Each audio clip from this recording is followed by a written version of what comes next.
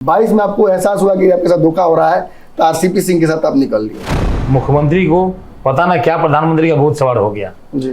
और वो भूत जो है उनको प्रधानमंत्री का ख्वाब जो है बिहार की गद्दी से बेदखल करने पर तुला हुआ है। राष्ट्रीय अध्यक्ष आपके नेता को बनाया गया, इतनी ताकत दी गई, नीतीश कुमार ने बर्दाश्त दे दिया था, फिर भी नीतीश कुमार के कहने के बावजूद, मना करने के बावजूद जाके खुद मंत्री बन गए। नहीं, वो बिना नीतीश कुमार कहे कोई मंत्री नहीं बन सकता है, ये पूरी जानकारी थी। नीतीश कुमार आज झूठ बोल जाए तो आपके नेता तो संटिंग में चले गए, भाजपा में अब आके उनको क्या मिला? कुछ भी नहीं मिला। जनता दल में आज भी 80% जो वर्कर है वो आरसीपी सिंह को चाहते हैं, लेकिन तब तय है कि चुनाव लड़ रहे हैं इस बार। चुनाव के बारे में हम नहीं बोल सकते हैं। इनकी हंसी बता रही है कि चुनाव लड़ रहे हैं इस बार।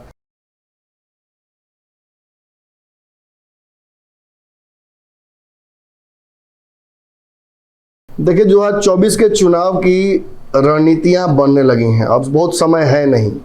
पूरे बिहार को अगर 4 जोन में डिवाइड कर दिया जाए तो छपरा सभी के लिए नाक की लड़ाई होगी। छपरा का राजनीतिक समीकरण ही इस प्रकार का है। सभी पार्टियां अपने अपने वोट का दावा करती हैं, लेकिन इस क्षेत्र की कुछ सीटों पर लगातार पिछले अगर चुनाव की तरफ बढ़ते हैं, चाहे लोकसभा हो विधानसभा हो, दावेदारियां बड़ा ही कंफ्यूजिंग हैं।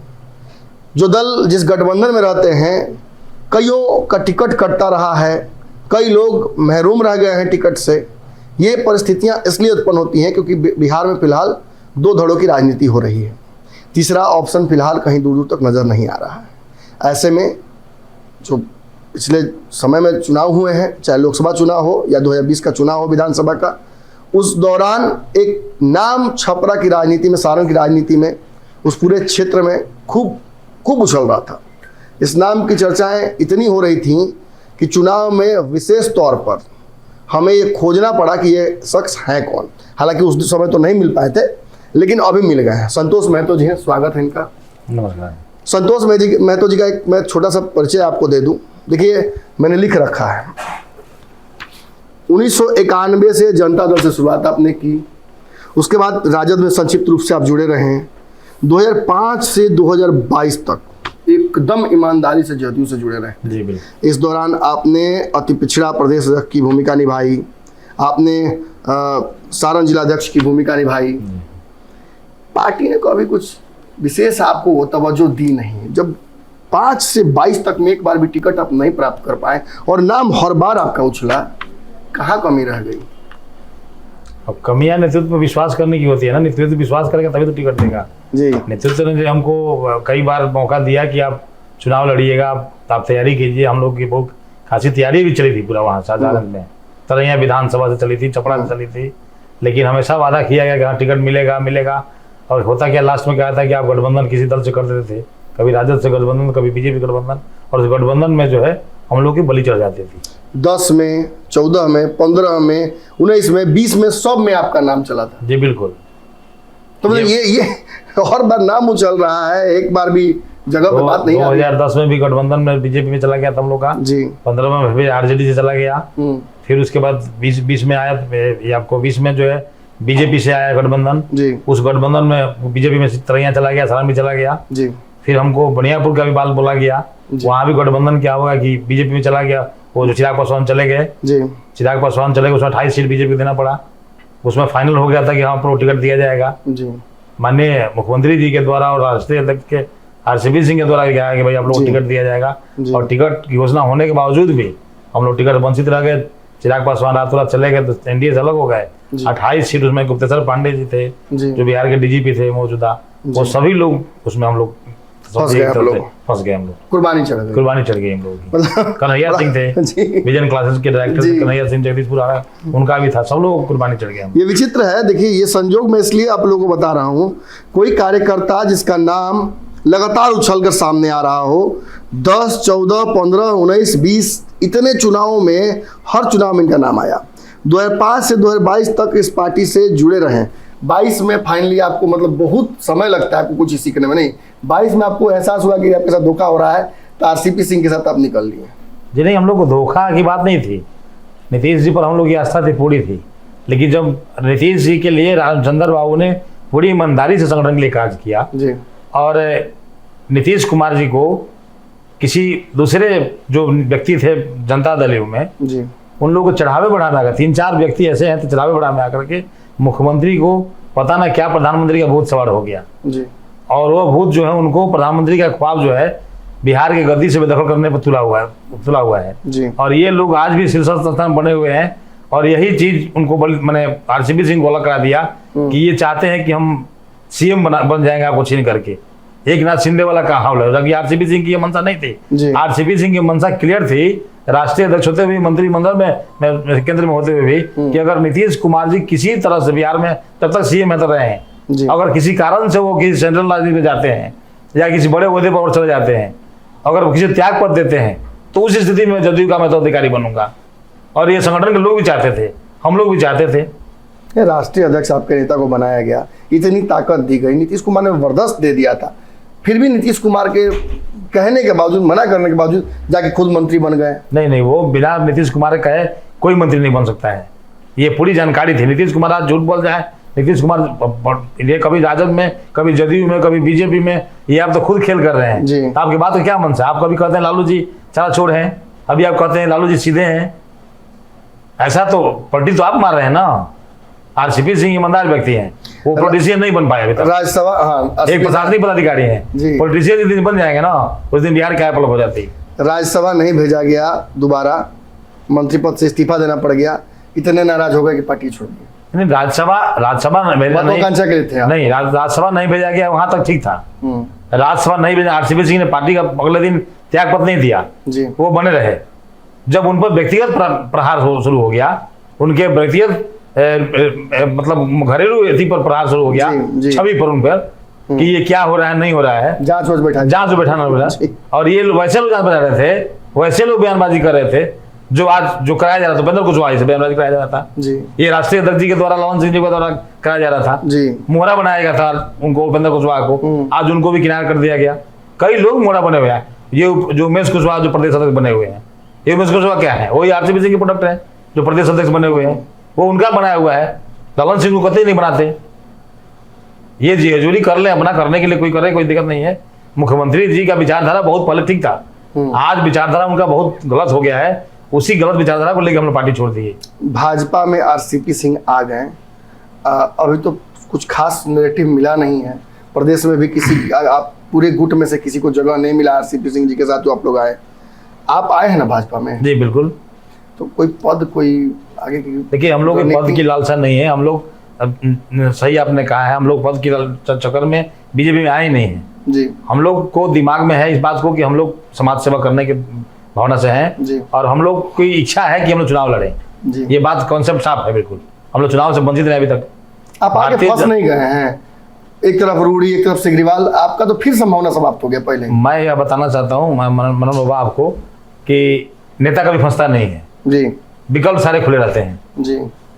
जो पार्टी मान ली आरसीपी सिंह के साथ हम लोगों ने आ गए, उन पर मेरी निष्ठा थी, उन पर हमको विश्वास था जी। हम लोग उनके साथ पार्टी से अपना त्याग पत्र दिए। हमको पार्टी जनता दल निकाला नहीं। तो आपके नेता तो संटिंग में चले गए, भाजपा में अब आके उनको क्या मिला? कुछ भी नहीं मिला।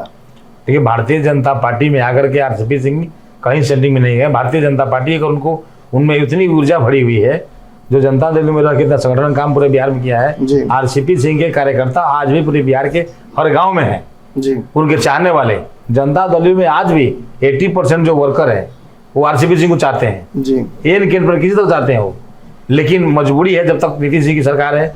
अब रही बात की भाजपा अगर उनको जगह नहीं देती है जी, उनसे कार्य नहीं लेती है जी, तो विकल्प तो बहुत सारा होता है ना, ऐसा थोड़ा विकल्प नहीं है।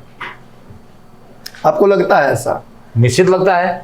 हम लोग तो उनको पार्टी के लिए बोलते हैं, पार्टी बनाइए सर आप जी, और भारतीय जनता पार्टी से गठबंधन करना आप कीजिए जी। लेकिन किसी के पास अंधभक्ति अगर हो जाती है भारतीय जनता पार्टी के प्रति, किसी पार्टी के प्रति, भारतीय जनता पार्टी भी तो यूज कर रही है ना जी। तो यूज करना और बंद करे तो फिर कम हो, विकास हो। आपको व्यक्तिगत तौर पर ये लग रहा है कि भाजपा के साथ जाके भी गलती हो गई, कोई विकल्प निकालना चाहिए था? गलती नहीं है। देखिए, राष्ट्रहित में उनका फैसला था कि राष्ट्रहित में हम लोग फैसला करेंगे। भारतीय जनता पार्टी कहीं ना कहीं राष्ट्रहित में अच्छा काम कर रही है, हम लोग भी जानते हैं कि अच्छा काम कर रही है, तो उसके वजह से हम लोग जुड़े थे।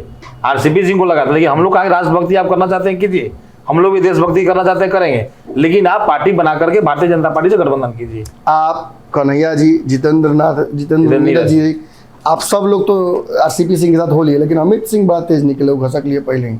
ये अमित भाई हम लोग के साथ जुड़े थे आज भी हम लोगों से बात होती रहती है जी, घस के कहीं नहीं है, आज भी हम लोग से मंत्रणा होती है। वो बीजेपी ज्वाइन नहीं की। तेज निकले ना आप लोग, आगे फंस गए। नहीं फंसे, कोई बता संभावनाओं का राजनीति जो है कहीं कोई फंसता नहीं है। देखिए संतोष भाई, मैं क्यों कह रहा हूँ फंस गए। आप देखिए, मैं एक तरह से देखिए, मैं डॉक्टरी मैंने राजनीति में की है, ये पैटर्न मैं देख रहा हूँ 10, 14, 15, 20 कितनी बार मैं बोलूँ, इतनी बार संभावनाएं थी फिर भी आपको टिकटें नहीं मिली। 2005 से 2022 तक अगर नीतीश के साथ ईमानदारी से आप रहे हैं तो कई लोग कहाँ से कहाँ पहुँच गए। आरसीपी सिंह ही देखिए राष्ट्रीय अध्यक्ष तक चले गए, आपको नहीं मिला। जबकि सच्चाई ये है कि उस क्षेत्र में आपका वोट है, 4 लाख के आसपास आपकी जनसंख्या है। अब इससे ज्यादा जनसंख्या क्या होगी? इतना पर यादव, राजपूत, ब्राह्मण, भूमिहार बहुल क्षेत्र होता तो अब चुनाव लगे, अब तक बन गए होते सांसद। यही आपने सही बात बोला मनन बाबा कि हम लोग चले गए जनता दल के द्वारा, नीतीश जी के द्वारा जी। मैं बताना चाहता हूं कि विगत जो ये 2005 से लेकर के 2022 तक मैं जनता दल में था जी। माननीय बिहार के जो वर्तमान मुख्यमंत्री जी नीतीश कुमार जी हैं, वो कभी भी नहीं चाहे कि अति पिछड़ा कोई मजबूत नेता जो है जी खड़ा हो बिहार में। और जिस समाज से हम लोग आते हैं, नोनिया बिन बेल्लार समाज से, जी, मछुआरा समाज से हम लोग आते हैं जी, तो अति पिछड़ा का एक अलग मतलब मास वोट है हम लोगों के पास। जी। और बिहार में एक अच्छी खासी है, 16-17% आबादी है हम लोगों की बिहार में जी। और हम लोग जब आएंगे तो निश्चित रूप से कुछ ना कुछ बदलाव आएगा अति पिछड़ा के प्रति। राजनीतिक चेतना जगी है लेकिन उतना नहीं जगा जितना जगना चाहिए। तो ये नहीं चाहे नीतीश जी कभी भी कि मजबूत अति पिछड़ा का नेता कोई पैदा हो, और पैदा हो भी, जिसको पैदा भी हो किए तो उसको बिल्कुल पैदा क्या, कर्पूरी जी के बेटा को रामनाथ ठाकुर को दे दीजिए आप जी। रामनाथ ठाकुर जी राज्यसभा सांसद है जी, उनको कभी नहीं मुख्यमंत्री जी ने नहीं कहा कि आप पूरे बिहार का दौरा कीजिए, आप संसद में रहिए और कर्पूरी जी के नाम को मैं बनाऊंगा, बुझाऊंगा, यही वो करते रहे हैं। उनको सिविल समस्तीपुर रखने दिया जाता है और वो कुछ बयानबाजी नहीं कर पाते हैं, ना कुछ बोल पाते हैं, उनको एकदम कोमा में डाला जाता है। किसी भी दिवंगत, आप मदन सहनी की बात करें, माननीय मंत्री हैं जी, या कोई चंद्रवंशी एमपी हैं जी, सुपौल के देसर अहमद एमपी हैं, झंझारपुर के रामप्रीत मंडल हैं, अजय मंडल है भागलपुर के जी, लालचंद गोस्वामी है कटिहार, मतलब कोई अति पिछड़ा का जो भी लीडर, मास लीडर है, जो एमपी हो, विधायक हो या जो भी हो जी, उनको बिल्कुल नीतीश कुमार जी ने कहा कि आपको बयान नहीं देना है, केंद्रित किया जाता है उनको, कि सेंट्रलाइज कर दिया गया कि आप अति पिछड़ा के पक्ष में नहीं बोलेंगे, आप केवल सरकार का गुणगान करेंगे, केवल मुख्यमंत्री गुणगान करेंगे, इसके अलावा कोई काम नहीं करेंगे, अति पिछड़ा के विकास की बात आप नहीं करेंगे। ये एजेंडा है कि अति पिछड़ा का बहुत बड़ा मास वोट है, अगर ये जग जाएगा, ये गोलबंद हो जाएगा तो फिर हम 2%, 3% जो कुर्मी का वोट लेकर के अपना और हम राज कर रहे हैं, ये तो नहीं करने मिलेगा ना। मलाहों का बड़ा वोट बैंक है बिहार में, और उसमें भी आपका एक वोट बैंक है, अलग से भी है वो। और बहुत नेता नहीं मैं देख रहा हूँ आपके समाज से, मैं देख रहा हूँ कि भाजपा से रेणु देवी को एक ब्रीफ काल में समय मिला, फिर मैं देख रहा हूँ आरजेडी की तरफ से अनिता देवी हैं, और तो कोई चेहरा मुझे दूर दूर तक नजर नहीं आ रहा। नहीं, बस एक सिंबल के लिए कोई भी पार्टियां जो है लेके खड़ा कर देती है कि हम को ये जात चाहिए। वैसे रेणु देवी बाबा ने कही, अच्छी बात कही है, बिहार में उनको डिप्टी सीएम का पद भारतीय जनता पार्टी ने दिया, ये अच्छी बात है। लेकिन भारतीय जनता पार्टी भी देखिए क्या कर रही है कि उसमें चला गया कि नोनिया के बेटी को मैं बनाता हूँ डिप्टी सीएम, और बना करके उनको पोर्टफोलियो क्या दिया गया, तो आपदा प्रबंधन मंत्री बनाया गया उनको, और उनको अब संख्या ये जो अति पिछड़ा कल्याण दे दिया गया, जबकि ऑलरेडी पहले पर्यटन मंत्री थी वो जी, उनको डिप्टी सीएम पोर्टफोलियो में एक तारकिशोर प्रसाद बने गए। तारकिशोर के पास 4 डिपार्टमेंट था बिल्कुल, और पोर्टफोलियो सभी बढ़िया था, नगर विकास था, आपको वित्त विभाग था, सारे था। रेणु देवी भी एलिजिबल थी, पढ़ी लिखी थी महिला, और आरएसएस से भी जुड़ी हुई थी, और पहले से भारतीय जनता पार्टी की बहुत फाउंडिंग मेंबर में से रही हो, तो उन लोगों को भी तो पोर्टफोलियो देना चाहिए। तो वहां भी केंद्रित किया गया उसको, रेणु देवी को।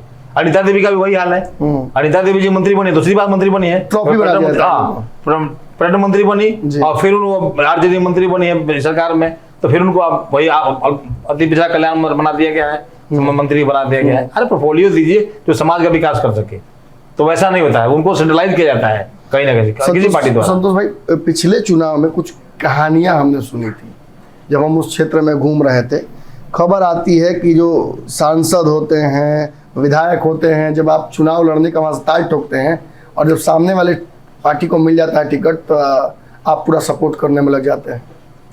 नहीं, अब सवाल है कि हम लोग किसी पार्टी से जुड़े होते हैं, और हम लोग की व्यक्तिगत ये धारणा रही है कि जिस दल से जुड़े हुए हैं उससे ईमानदारी से हम लोग कार्य करें जी। तो हम लोग मान लिया हम लोग टिकट नहीं मिला, पार्टी हमको वंचित करती है टिकट से, तो पार्टी तो सोचेगा आप पार्टी काम कीजिए, आगे आपको ध्यान दिया जाएगा। तो हम लोग पूर्णतः अपना तन मन धन से लग जाते हैं। पार्टी की जो कैंडिडेट है, सरकार किसी तरह बननी चाहिए, पार्टी की प्रतिष्ठा रहनी चाहिए जी। तो दल में जब रहेंगे, हम किसी दल में रहेंगे तो दल का तो काम करना पड़ेगा निश्चित रूप से। ये संभावनाएं तो बन नहीं रही हैं। दूर दूर तक देखने पर भी ना राजीव प्रताप रूढ़ी के सीट कहीं जा रही है, ना सिग्रीवाल का टिकट कट रहा है। कैसे इस बार भी राजनीति होगी? कि राजनीति जो है महत्वाकांक्षा का चीज है जी। जो लोग अगर तय करते हैं कि हमको क्या करेगा, अब बार बार हम लोग जो ठगा जाएगा, बार बार जो दल से टिकट से वंचित किया जाएगा, तो हम लोग भी तलाश करेंगे ना कहीं कि निश्चित रूप से कोई ना कोई विकल्प हम लोग पास। एक बड़ी बात है, जनप्रतिनिधि नहीं बनिएगा तो अपने समाज के लिए कोई कानून भी नहीं बना पाइएगा। जी बिल्कुल नहीं। उत्थान के लिए कुछ कर भी नहीं पाइएगा। जी बिल्कुल नहीं, बिना बने तो कुछ संभव नहीं है। और सारी पार्टियों ने लगभग आपको जितना आपका 20-25 साल का जो रहा है राजनीतिक इतिहास, सब में ठगे गए हैं। जी बिल्कुल, इसमें कोई संशय नहीं है। तो इस बार क्या इंडिपेंडेंट टाल ठोकने का मन है क्या? अभी तो कोई मन बनाया नहीं है, लेकिन निश्चित रूप से हम जनता, जो सारण की जनता है, वो हमारे अतिपिछड़ा समाज के जो लोग हैं वो बिल्कुल हमको प्रेशराइज किए हुए हैं कि किसी हालत में चर्चा तो है कि चुनाव आप लड़ रहे हैं जी, इसमें कोई संशय नहीं है कि बहुत टांगे आ गए। जो हमारे कार्यकर्ता ये बिहार के दिग्गजों की आवाज है जी कि चुनाव लड़ना चाहिए, लेकिन लड़िए कहाँ से? महागठबंधन से संभावना बन रही है, भाजपा की किसी का टिकट कटेगा, क्या बन रहा है? अब देखिए, अभी तो हम लोग भारतीय जनता पार्टी में ऑलरेडी हैं। अगर भारतीय जनता पार्टी अगर जगह नहीं देगी तो फिर देखा जाएगा। जितने लोग आरसीपी सिंह जी के साथ आए हैं लगभग सभी लोग का यही हाल है। अब ये तो भारतीय जनता पार्टी जाने की क्या करेगी, किस रूप में बुलाई है, क्या करना चाहती है, वो तो उनका कॉन्सेप्ट है।